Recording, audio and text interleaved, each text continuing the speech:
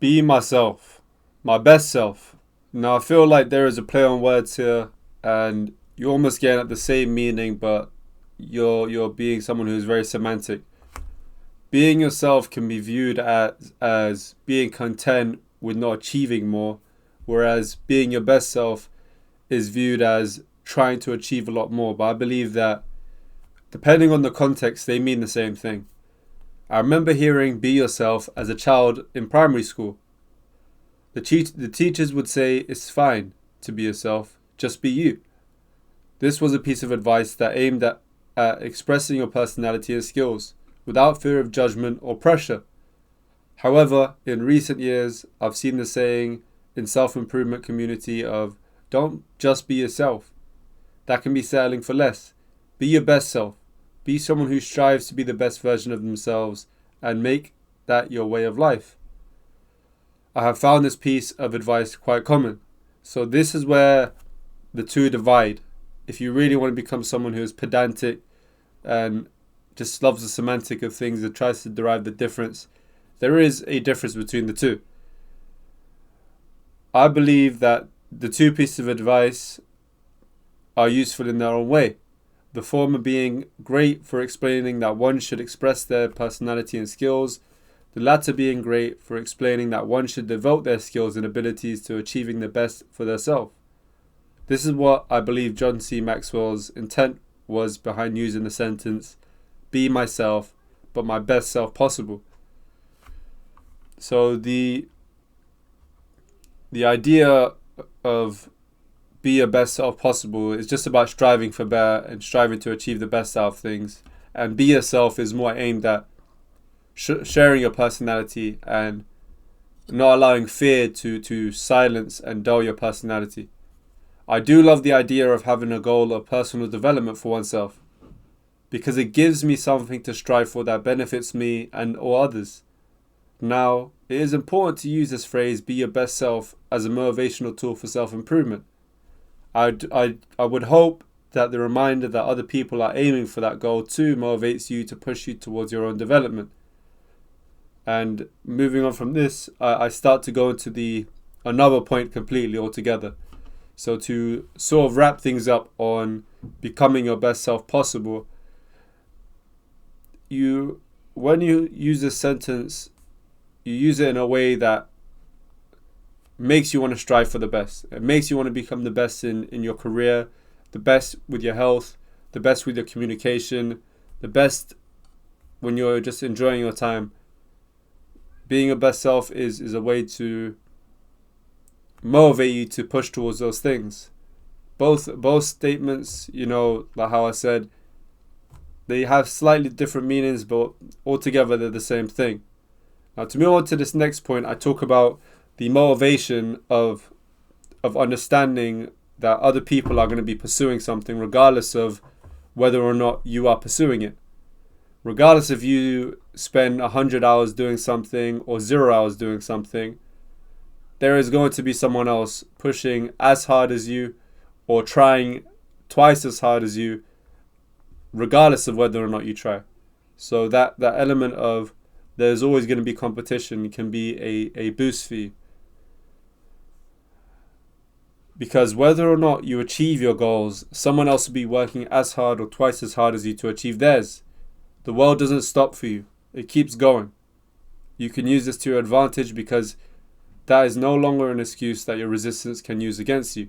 And also don't allow it to be a form of resistance for you to even continue.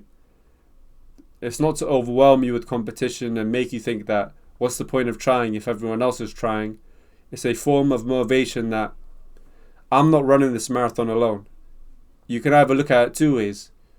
I'm not running this marathon alone, and I have people that are that are running this marathon with me. They're in the same race as me, and we all have our hardships, etc. Or you can look at it the other way of, I'm in this marathon, I'm trying to get first place, and there is tens of thousands of people in this marathon with me that are willing to work 10 times as hard as me. It's time to switch on that mode and work 10 times as hard as them. So you could take the avenue of competition or the avenue of communal growth of that I've mentioned. So try to use it in that manner. It's not to derail you or demotivate you or uninspire you or make you feel overwhelmed because of how many people are doing what you're doing. It's to help you push forward, because there are always going to be people in the pursuit of achieving their goals, even if it's the same thing as you. You can use this to your advantage. Yeah.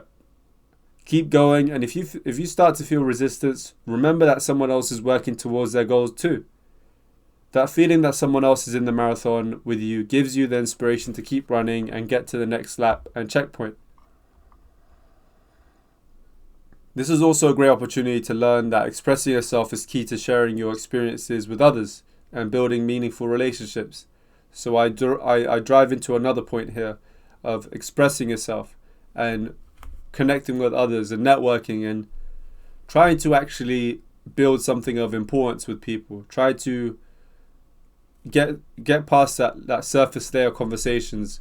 Try to actually derive positive things out of these conversations. Excuse me. Refining your communication skills can help you converse clearer, listen better, and share stories in more intriguing ways. Don't downplay the importance of great communication. Building connections with others gets you very far in life. So make sure you hone your communication skills, and I'm very confident in the fact that I've put out a few videos in relation to communication and how important it is and how you can start to improve your communication forms in the form of storytelling and a concise and clear conversation and listening. Those three important aspects of conversation. Make sure you devote time to improve these aspects, because it makes you a better conversationalist. And conversation is almost everything in this life. Whether it's your conversation with God, your conversation with your family, your peers, your friends, the youth, the older people. Communication is almost everything. In conclusion, invest your time into your personal development and set goals that will help you be a better version of yourself, with the goal of being your best self possible. I have a saying that I've repeated over the past week that has helped me appreciate my current self and give my best efforts now.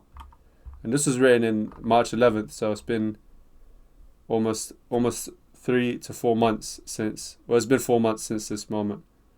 But it's my current self is my best self, and I changed it to the current me is the best me. And it's a form of affirmation, positive affirmation, to affirm that I am my best version of myself now.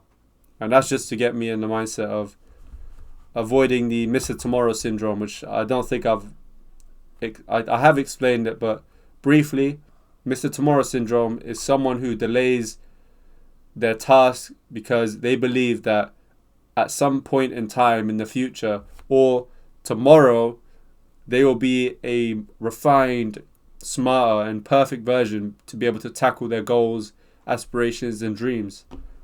And it's really a deception to yourself to delay the things that you should be doing now.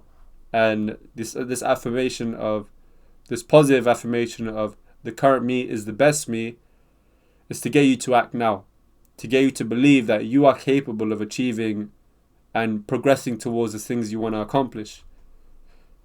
This has helped me slowly shift my mindset in the right direction.